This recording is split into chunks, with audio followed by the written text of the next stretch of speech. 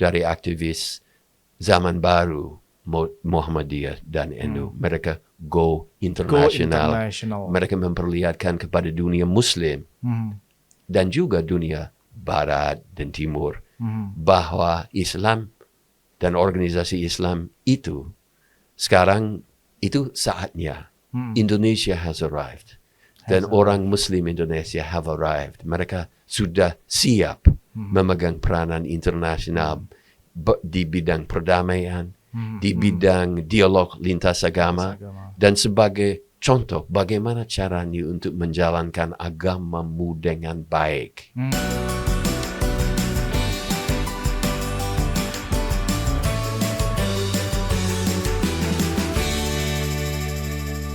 Nah, kalau di pergaulan di tingkat ini tadi mulai berkenalan dengan tokoh-tokoh lah ya, para pembaharu Islam di Indonesia gitu.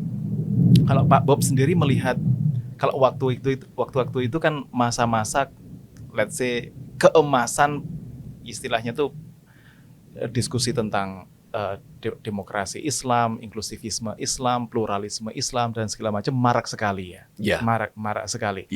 Itu apa itu namanya? Tren semacam itu kalau melihat fenomena Islam Indonesia yang sekarang, kalau Prof. Bob sendiri melihat apakah kan tadi kita juga sempat mendiskusikan apakah masih ada inklusivisme Islam dan segala macamnya tadi itu, atau seperti yang sebagian kalangan gambarkan, ini Islam Indonesia sudah mulai banyak konservatifnya ini, banyak fundamentalisnya ini gitu. Saya seperti saya jelaskan itu tadi di seminar kita, saya sangat hati-hati dengan generalisasi tentang arus konservatif di Indonesia. Itu tidak berarti, karena mengapa? Karena dari satu segi perkataan itu saya tidak suka. Itu membuat saya terlalu barat. Konservatif liberal term, gitu. Dan saya paling tidak suka istilah liberal. Saya termasuk orang yang menganggap bahwa kita harus lebih teliti dalam diskusi studi Islam, diskusi tentang Islam. Jangan sampai kita mereduksikan semua kepada kategori yang diperoleh dari pengalaman Barat, dan sebetulnya tidak seluruh Barat, tapi Amerika dan beberapa negara Eropa Barat. Jadi saya selalu melihat dari awal, karena saya dulu di Malang Pasuruan, di mana NU sebagai contoh, NU di Pasuruan dari beberapa segi sangat tradisional dan sangat Jawa dalam arti sekarang dalam kata kutip. Kalau orang luar datang mereka bilang, wah ini tidak seperti saya bayangkan kalau Gus Dur. Kalau saya kenal Gus Dur, ini orang konservatif. Saya tidak anggap mereka konservatif, hanya mereka tinggal di lingkungan yang beda. Nah, jadi buat saya, daripada saya mencoba mengkotak-kotakkan masyarakat Muslim di Jawa dan Indonesia pada umumnya dalam kategori konservatif atau liberal, saya lebih cenderung menegaskan bahwa sejak dulu ada kemajemukan. Dari beberapa segi.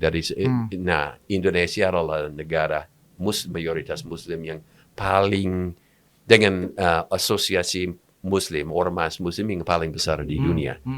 Di dunia tidak hanya sedikit lebih besar, jauh lebih besar. Tidak ada satu negara pun, satu negara mayoritas Muslim pun yang mempunyai organisasi yang 1/5 dari ormas yang ada di Indonesia. Tidak ada. Di Mesir, Ikhwan ada, tapi jumlah orang Ikhwan mungkin 5 juta, 6 juta.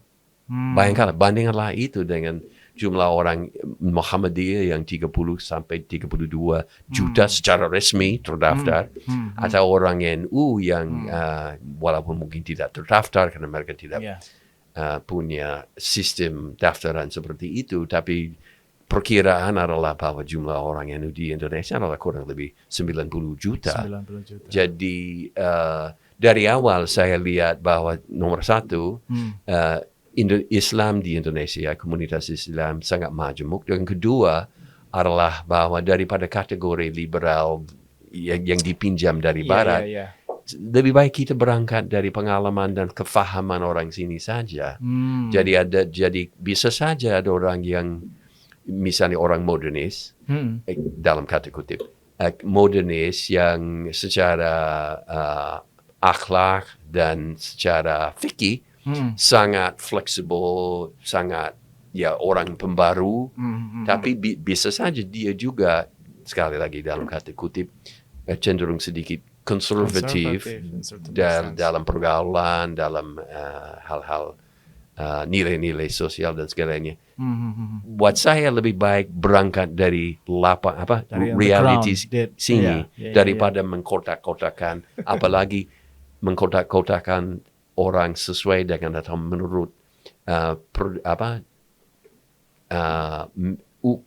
ukuran yang diperoleh di barat.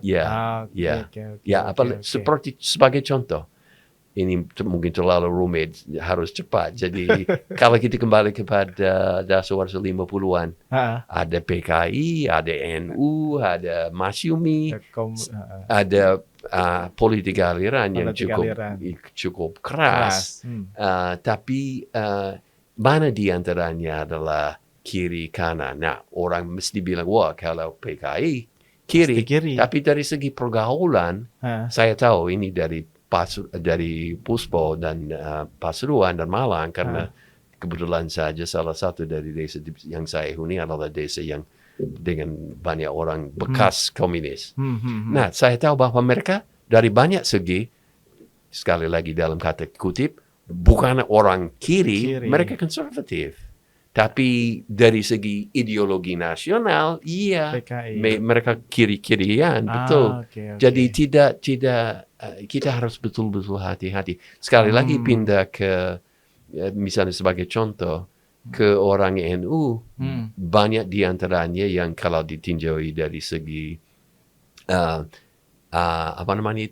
gagasan mereka tentang demokrasi dan kewarganegaraan, mereka sangat progresif. Mungkin dalam kata kutip, tapi saya juga berani pakai kata itu, progresif. Tapi itu tidak berarti bahwa mereka menerima semua gaya sosial, seksual dan segalanya. Cara progresif in Western term gitu Jadi kita harus berangkat dari pengalaman orang Indonesia sendiri, daripada mengkotak-kotakkan mereka menurut kategori Barat yang sekarang terus terang saja tidak cocok untuk Barat pun.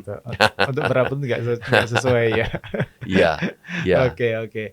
Nah ini cuma kalau tangkapan saya, Pak Hefner kan begitu optimistik dengan dua ormas Islam Indonesia ini tadi, NU, Muhammadiyah dan segala macam. In terms of size besar sekali, nggak ada yang lebih besar dari NU dan Muhammadiyah. Tidak ada yang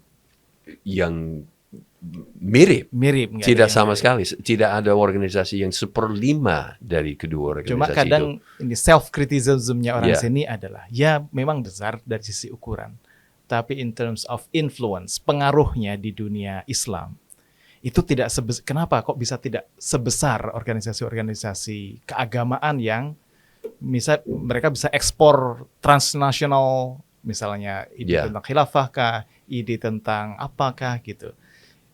They are big organizations, but in terms of influence, kok nggak begitu kelihatan gemanya di tingkat global? Gitu. Memang sejak awal pendirian Republik Indonesia boleh dikatakan bahwa fokus utama dari organisasi, tidak hanya organisasi Muslim, tapi organisasi politik yang lain adalah Indonesia. Jadi ada semacam Indonesia sentris orientasi. Tapi belakangan ini itu sudah mulai berubah. Di Amerika, di Eropa ada orang Muhammadiyah, ada orang yang tahu tentang Muhammadiyah. Di Eropa, di Arab Saudi, saya tahun lalu dari R20 di G30 ketemu dengan banyak orang dari Arab Saudi yang datang ke sana karena mereka adalah sponsor kedua. Sponsor pertama dari R20 di G20 itu G20, di Bali. Di Bali itu Itu adalah NU. Bukan Indonesia tapi NU. ya, religion 20 itu adalah NU. Dan yang kedua adalah Arab Saudi. Nah, pada awal saya kaget, loh kok bisa? How can they? Ya, apalagi karena kalau kita sebagai contoh, kalau kita membaca banyak buku yang telah ditulis Gus Yahya Khalilstakov, dia 5-6 tahun yang lalu sering mengkritik Arab Saudi, sangat belak-belakan ya. Dan yang menarik, nah akibat itu waktu saya di R20 saya ketemu sama orang Saudi dan lama mereka sangat baik hati dan terbuka dan saya sebetulnya tanya, lo kok bisa? Saya mau bilang sebetulnya Anda tidak setuju. Saya tahu. Tidak setuju dengan cara tapi mereka memperlihatkan terutama Muhammad Al-Isa. Beliau adalah pemimpin Rabita Alam Islami. Rabita Al-Islamiyah. Ya, jadi dia terkenal di seluruh dunia. Nah, pertama hari saya di situ, saya lama ngobrol sama dia selama 45 menit. Satu one on one dan dialah yang mendekati saya karena saya kaget, loh kok bisa? Dan dari pergaulan itu dan setelahnya saya beberapa kali sempat ketemu sama orang Arab Saudi, kelihatannya ada perhatian yang luar biasa sekarang kepada Indonesia. Nah, ini saya tidak bisa meringkaskan ini secara terbuka atau terdetail. Jelas bahwa seorang seperti Muhammad Al-Isa, dia tahu bahwa dia tidak bisa menerapkan sebuah program persis seperti NU yang dijalankan NU di Arab Saudi. Bahwa dia secara belak-belakan dan terus terang saja bilang kepada saya bahwa kami belajar dari Nahdlatul Ulama. Waktu saya dengar itu, saya seolah surprise. Lu gimana itu? Dan itu bukan omong kosong. Serius, bukan hanya lip service. Serius. Dan saya lihat karena setelah itu saya ke Muktamar NU tahun lalu dan beberapa ada acara Asia Tenggara atau dialog lintas agama untuk ASEAN dan saya ke sana juga.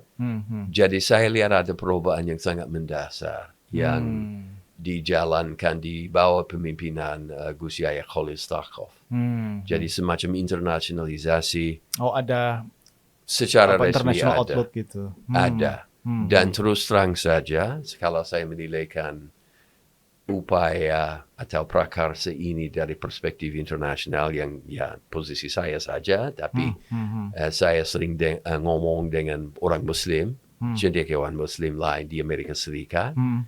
Kalau saya membandingkan perhatian yang diberikan kepada NU sekarang dengan 5 apalagi 20 tahun yang lalu, itu luar biasa beda. Itu seolah-olah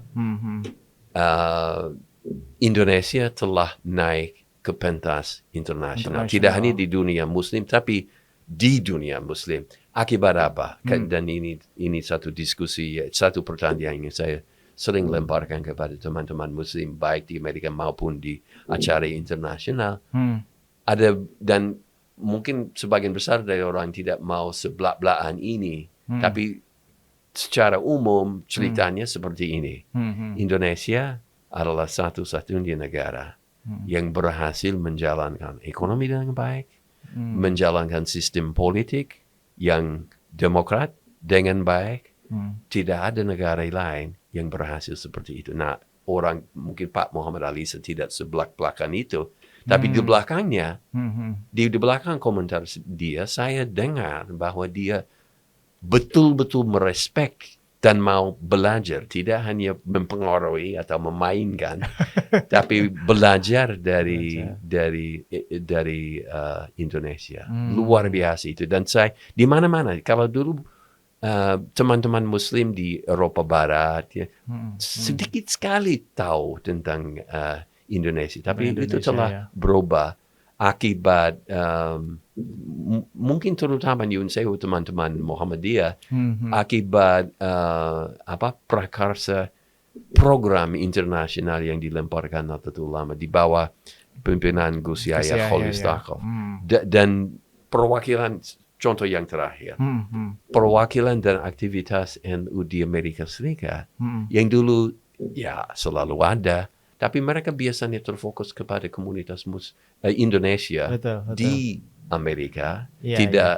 Sekarang salah satu fokus dari kegiatan NU di Amerika adalah outreach ke orang Amerika, ke orang Muslim, tapi juga orang Yahudi, orang Kristen. Itu dan menurut saya ini suatu fenomena yang belum pernah saya ketemu. Saya juga dulu pernah, saya dulu aktif juga di NU di Amerika. Itu buat branch di Amerika, ketua pertamanya Mas Munji, terus kemudian Sumanto juga ketuanya, dan bikin branch di Washington DC. Kita outreach dengan komunitas di sana gitu. Memang sangat sangat kencang kita untuk bisa memperkenalkan NU. Nah, satu contoh lagi,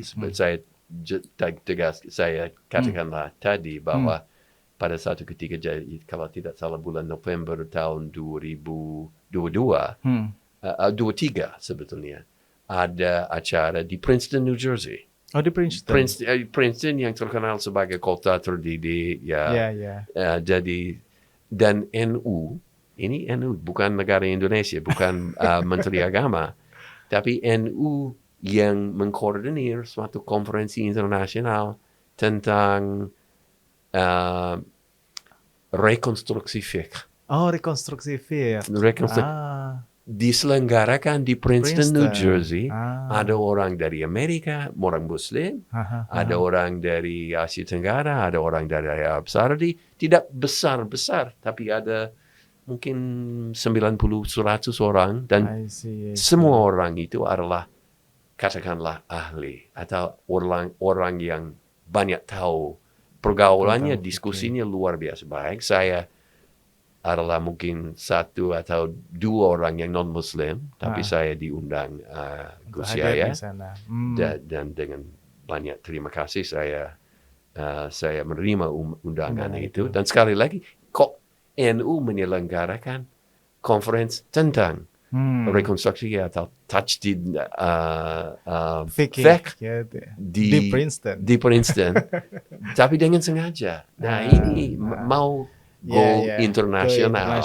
Ya, beberapa waktu lalu di Belanda juga begitu, teman-teman NU di Belanda buat kajian tentang Islam Nusantara gitu.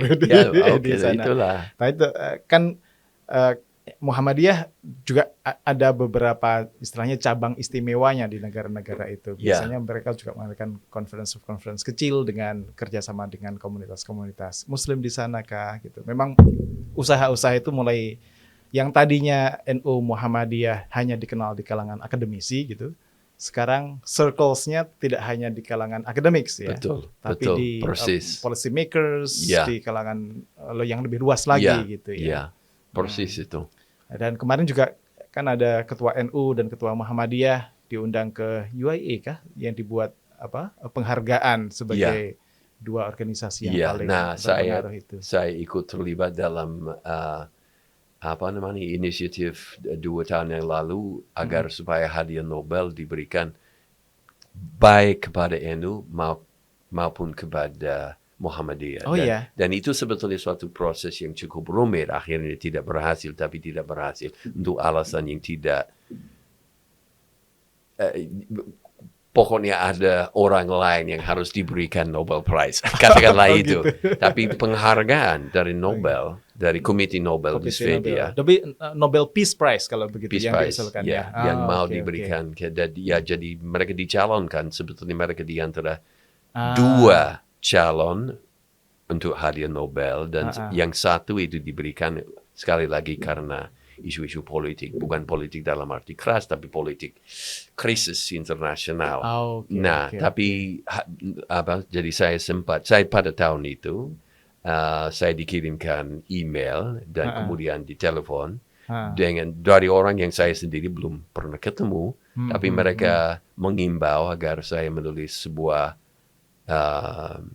bukan laporan, tapi laporan tentang NU dan Muhammadiyah, dan apakah saya setuju bahwa mereka layak diberikan hadiah Nobel. Dan saya dengan betul-betul dengan gembira saya langsung mendirikan sebuah statement 5 halaman spasi 1 yang saya dimintai 3 halaman tapi saya menulis 5 halaman. Dan mereka berterima kasih dan sangat apresiatif, dan sebetulnya saya sangat optimis karena ada beberapa orang yang lain. Saya pernah mengirimkan imbauan juga kepada teman-teman yang lain, orang Indonesia juga. Tapi akhirnya untuk alasan yang lebih mencerminkan prioritas Nobel yang harus menghadapi dengan realitas dunia yang cukup maju, belum diberikan. Tapi itu menurut saya itu masih dalam diskusi, dan setidak-tidaknya itu merupakan salah satu contoh bahwa Indonesia dan terutama Muslim, organisasi massa Muslim Indonesia itu NU dan Muhammadiyah mulai diakui jauh di luar Indonesia sendiri dan dihargai, direspek. Kalau yang menjadi poin argumen dari Pak Hefner ke Nobel Committee itu, apa yang membuat NU dan Muhammadiyah itu layak gitu untuk dianugerahi? Saya berangkat dari pernyataan yang sangat sederhana, tapi karena komite di hadiah Nobel itu tidak tahu banyak atau apa-apa tentang Indonesia. Saya berangkat dari tesis yang sangat sederhana yang kemudian saya jelaskan.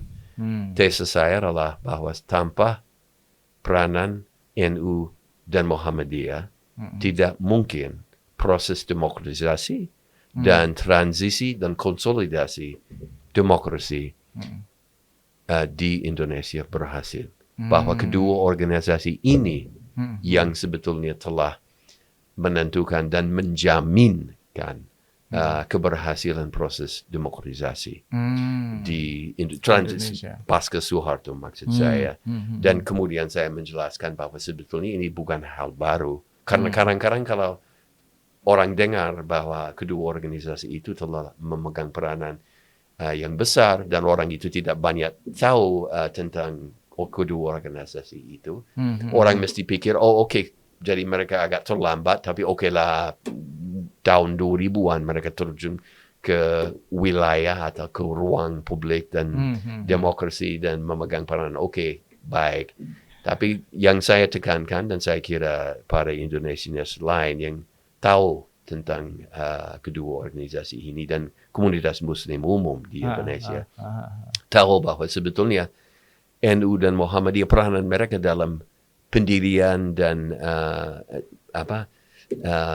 proses demokratisasi itu sudah mulai 50 tahun yang lalu. Sebetulnya landasan itu disediakan pada dasar 50-an, tapi tidak mungkin terwujud karena ada persaingan aliran itu. Ada Cold War juga, ada peranan Amerika Serikat melawan Uni Soviet. Itu zaman sulit untuk organisasi Muslim akibat Cold War, perang dingin. Perang dingin. Nah, tapi kemudian kita ke era Orde Baru. Nah, pada awal Orde Baru itu seolah karena ada katakanlah kontrol yang cukup ketat terhadap Islam politik, tapi dalam kata kutip, karena yang dimaksudkan dalam Islam politik dalam kasus ini adalah partisipasi orang Muslim di dalam politik biasa.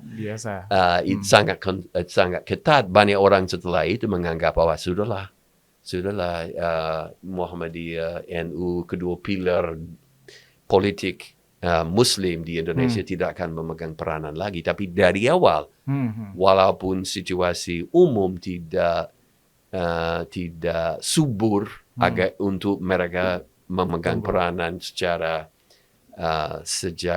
publik, mereka aktif supaya kedua organisasi itu jauh sebelum keruntuhan Orde Baru, mereka sudah mendirikan lahan. Dan saya tahu dari pengalaman saya sendiri, dan saya ingat dulu memang betul itu. Dasar 70-an ada NU dan Muhammadiyah, kedua-duanya membicarakan isu kewarganegaraan. nasionalisme, tapi nasionalisme yang benar, bukan nasionalisme yang sempit dan eksklusif. Jadi saya sudah melihat, ada sesuatu yang menarik itu. Kemudian dasar 80-an, 90-an timbul tokoh-tokoh Muslim yang memegang peranan yang menurut saya paling penting dalam proses demokratisasi. Mereka bukan orang panas, orang militan, tapi orang yang sedikit memberikan pelajaran tentang demokrasi itu apa. Jangan anggap bahwa demokrasi berarti kita meninggalkan agama. Jangan sampai kita harus persis sama rata seperti orang Barat. Tidak. Kita harus meninggalkan kebudayaan dan keagamaan mereka. Tidak. Jadi di mana-mana saya berada di Indonesia dan orang seperti Gus Dur dengan dia punya kelompok diskusi tentang demokrasi, Nurholis Majid mulai berbicara, terus kemudian LP3S-nya Dawam Raharjo. Betul. Sebetulnya kontak pertama saya sebelum saya ketemu sama Gus Dur dan Cak Nur adalah LP3S. Saya menganggap diri orang LP3S. Gitu ya. Saya setiap kali saya ke Jakarta, saya langsung ke kantor LP3S untuk ngobrol, untuk minum kopi. Karena LP3S buat saya adalah sebuah fenomen sendiri. Karena mengapa? Mereka tidak mengkontrol apa-apa, mereka pengamat. Tapi juga mereka memegang peranan dalam arti bahwa mereka memberikan narasi tertulis lewat Prisma misalnya, tentang perkembangan yang luar biasa di Indonesia pada umumnya. Tapi yang paling menonjol adalah perkembangan di komunitas Muslim. Nah, baru di situ saya pertama kali ketemu di Dawam Raharjo dan Cak Nur, tidak di kantor mereka sendiri, tapi satu kali waktu saya minum dan teman-teman lain rokok, saya tidak rokok, tapi minum banyak kopi sama di kantor LP3S, kemudian Pak Dawam, dia yang pertama, dan dia pada tahun-tahun itu melakukan program di pesantren. Betul, itu yang memperkenalkan pesantren ke dunia luar itu. Anehnya Pak Dawam yang akhirnya suruh agar saya ketemu sama Gus Dur. Mereka figur yang independen di organisasi yang berbeda.